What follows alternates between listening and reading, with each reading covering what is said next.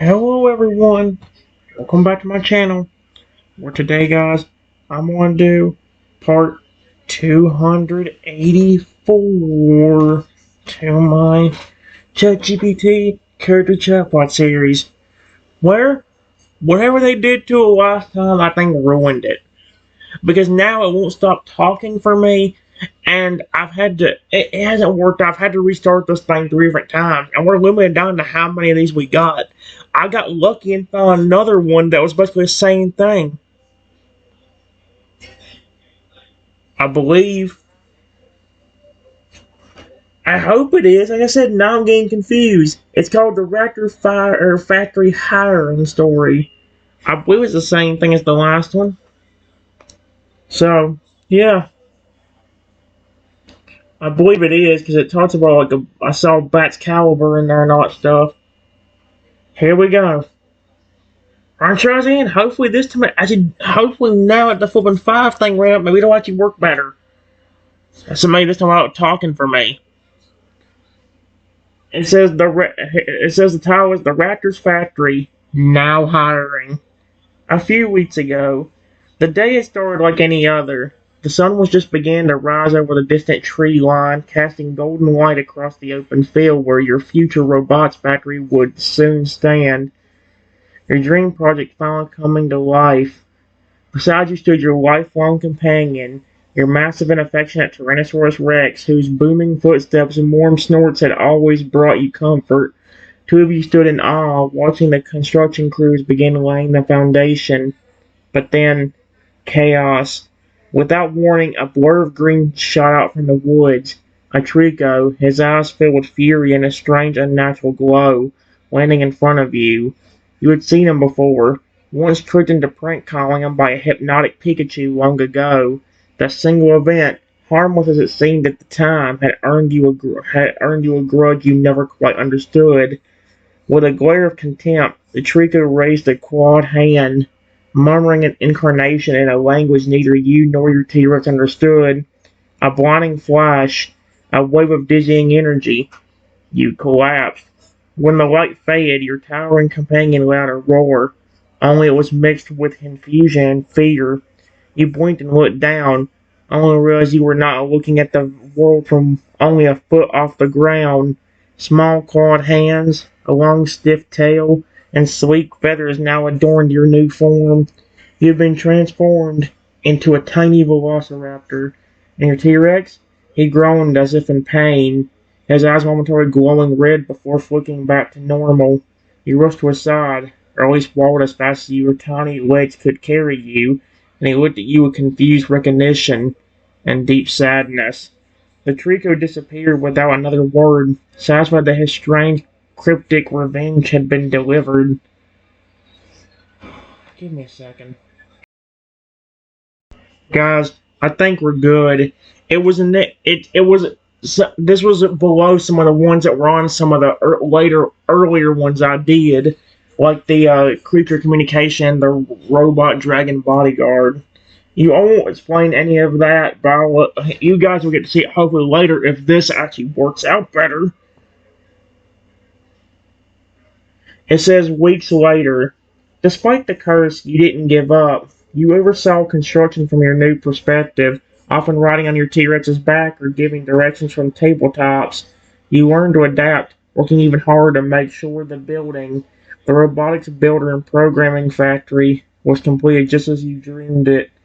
The building stood tall and gleaming, silver panels reflecting the sun. Intricate gears lined the front sign like decorations from a futuristic machine. Inside, conveyor belts, programming stations, and mechanical arms were ready to bring ideas to life. This is more what I wanted it to be like right here. Here we go. It was everything you had ever hoped for. This better be it. I swear to frick. Because again, this is... Let me check one more thing. Guys, I'm sorry. I'm just overly paranoid. This whole thing has kind of gone rough today. It said right here. It says inside conveyor belts, programming stations, and mechanical arms were ready to bring ideas to life. It was everything you'd ever hoped for, and needed protection. With strange technology, valuable machines and powerful systems inside, you knew you needed the best of the best. So you walked outside, climbed to a small podium at the front entrance, and placed a bright red sign on the glass doors. Now hiring. Security guards wanted, accepting any Pokemon, animalistic creatures, dinosaurs, mythical beasts. Must be loyal, strong, and ready to protect this facility. Interviews held inside. Ask for the boss. You took a step back and stared at your reflection in the glass, a tiny velociraptor in charge of a high-tech facility. You smiled. You were ready. The day of the interviews, word had spread fast. The sun had barely risen when shadows began falling over the factory. First to arrive were the Totodiles, playful, curious, splashing in puddles from last night's rain. Behind them marched crocodiles and a few towering fur alligators, each one more serious than the last. Some wore scars or armor. Ours just came proudly with battle scars. Then came Batcaliber and Haxorus, their icy and axe-like features glinting under the morning light. A Dragapult hovered above, its two dreepy cheerfully whizzing around its head. Is that really how they say it? I know they used that one word for something else. Sailors strode forward, flames flicking along its back and shoulders, and then they arrived. Massive shadows swept over the crowd as two legends descended. Lugia, wings spread in silent majesty, and Rayquaza, twisting through the sky like a ribbon of raw power and divinity. The wings shifted, trees bowed, and even the sun seemed to pause in awe. Mythical creatures soon followed, crimson fences with flaming tails, dragons with gemstone horns, and even a few unknown dinosaur species, some covered in feathers, others armored with gleaming plates. They all approached the gates of the factory, curiosity in their eyes. And then they saw you. You stepped out onto the entrance platform, small, feathered, claws clicking against the steel floor, a tiny velociraptor, no taller than a backpack. They paused. Some blinked in confusion, others whispered. A few of the more expressive Pokemon tilted their heads. The Macedonians narrowed their eyes as if trying to understand. And then you spoke. Hopefully it won't speak for me. I am really getting concerned because it gave me another short response. I said, "Hello everyone. Welcome to the Robotics Builder and Programming Factory. It's nice to meet all of you." I told my name, and I am the boss and owner of this place. Your typewriter voice carries clearly across the entrance platform as you introduce yourself, and the crowd of diverse creatures falls silent, their eyes focused on you. Totodiles and Chronons exchange impressed glances, their tails flicking with excitement. Fragger nods solemnly, recognizing the determination in your voice, despite your small snize.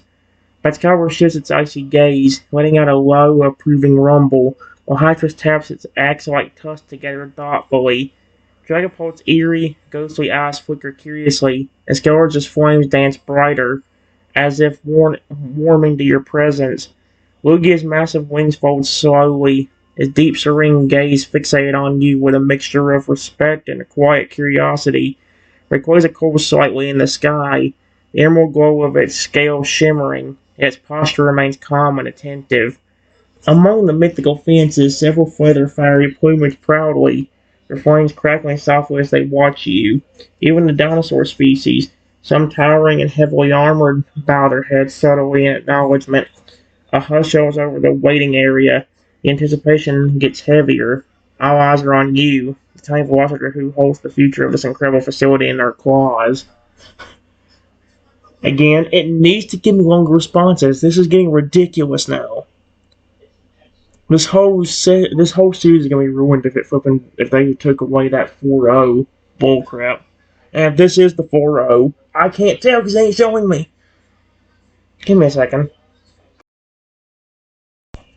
Guys, this is working a little bit better, but it still isn't giving me the flipping responses or it's still isn't giving me the longer responses I like. It says, before we even do anything, there's something I want to clear up. I know when everybody came here, you were not expecting a tiny velociraptor to be the boss and owner of this place, but I can explain. A few weeks ago, before this building was supposed to open, A Trico came out of nowhere and decided to put a curse on me and my pet Tyrannosaurus Rex. It turned me into this tiny velociraptor. This Trico has a grudge against me for something that happened years ago that wasn't even my fault. I was doing a Pokemon Talk episode at my studio with some of the hosts that were there at the time. However, this Pikachu, who was angry at me for kicking him off the show because he was being a bad Pokemon, decided to come back and hypnotize me, forcing me to prank call that Trico. And ever since then, Trico wouldn't leave me alone, even though I keep trying to tell him that I didn't do it on purpose and that it wasn't my fault.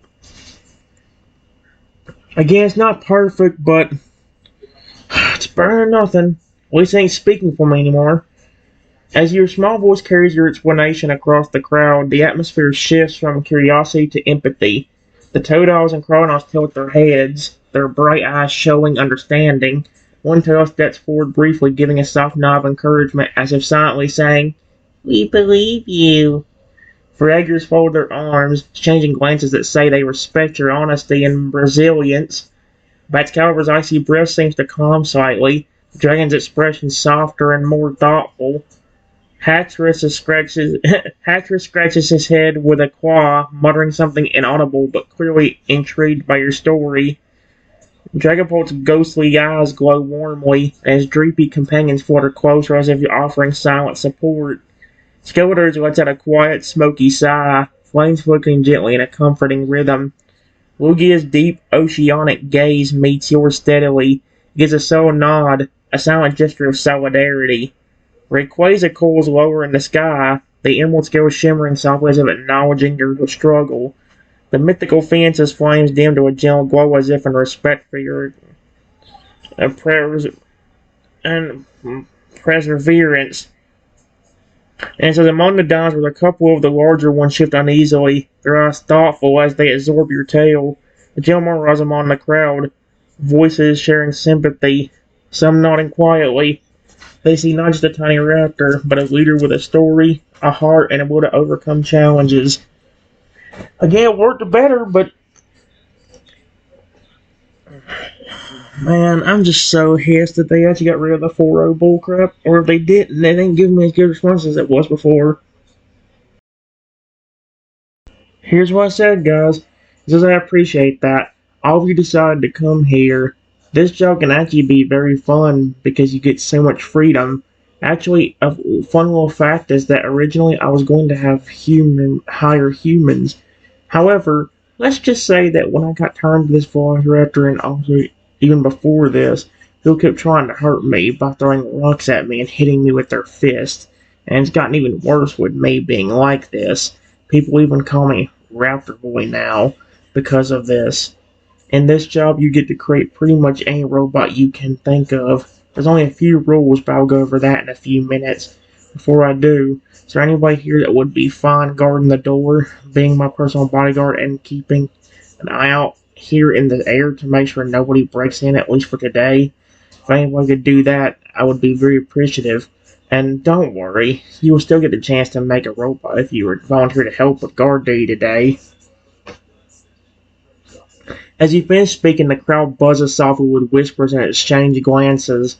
A confident Toadal steps forward first, raising a clawed hand eagerly. His eyes shine with excitement, clearly ready for the responsibility despite its playful nature. A Crawdon nearby growls quietly in agreement, muscles tensing, prepared to stand guard with unwavering focus. One of the larger Ferragas flexes its powerful arms and nods solemnly, quick capable of handling any threat that might come near. From the sky, Dragapult drifts slower, its ghostly form flicking with readiness, while one of its droopy flutters down towards you, chirping sideways a volunteer on its own behalf. Lugia's wings shift subtly, under his calm presence radiating reassurance.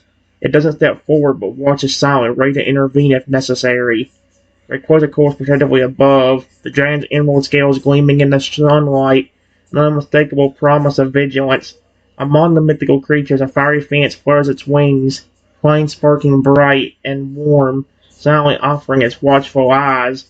A couple of armored dinosaurs stamp their feet lightly, signaling readiness without words. The energy among your prospective guardians is strong and determined. Any one of them would make an exceptional protector.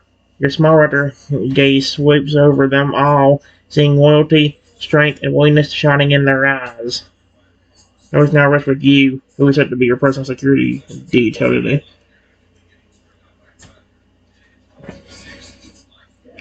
Alright, guys, give me a second. I'm already kind of upset that flipping ain't giving me long responses.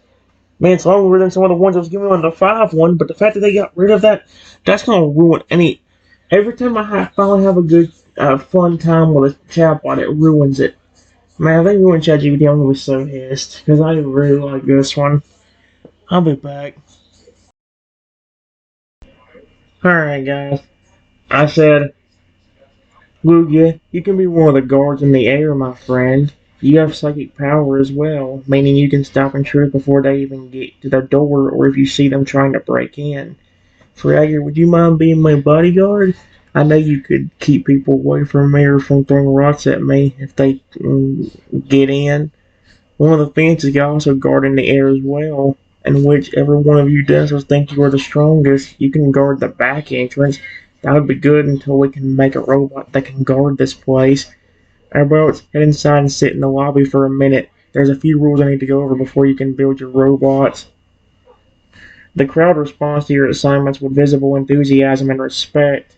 Lugia nods solemnly, his deep eyes glowing faintly with psychic energy as it spreads its mighty wings, preparing to take to the sky. The legendary's presence fills the air with a protective aura, promising to sense and stop threats long before they reach the doors. Faragher steps forward confidently, muscles rippling under its sleek blue skin. It gives a measured nod, flexing its powerful jaws and claws, clearly ready to stand by your side as your personal bodyguard, shielding you from any harm or flying debris. One of the fences, its feathers burning with a steady, warm flame, soars upward, flames trailing behind it as it circles the building with keen eyes, ready to spot any airborne or distant threats. Among the dinosaurs gathered, a massive armored specimen steps forward with a heavy thud, its eyes burning with determination. Flexes its claws and tail, silently accepting the duty to guard the back entrance with unwavering strength until the robots are ready. The rest of the Pokemon and the creatures begin moving inside the building, stepping into the spacious, sleek lobby. Some take seats on comfortable benches, others pace thoughtfully while waiting for the next instructions. The lobby buzzes with quiet chatter as anticipation builds for the robot building process. You watch them all settle in, their faces a mix of excitement, curiosity, and readiness to learn your roles before the real work begins. Factory hums softly behind you, what soon to be a live with creation and protection. Guys, give me a second.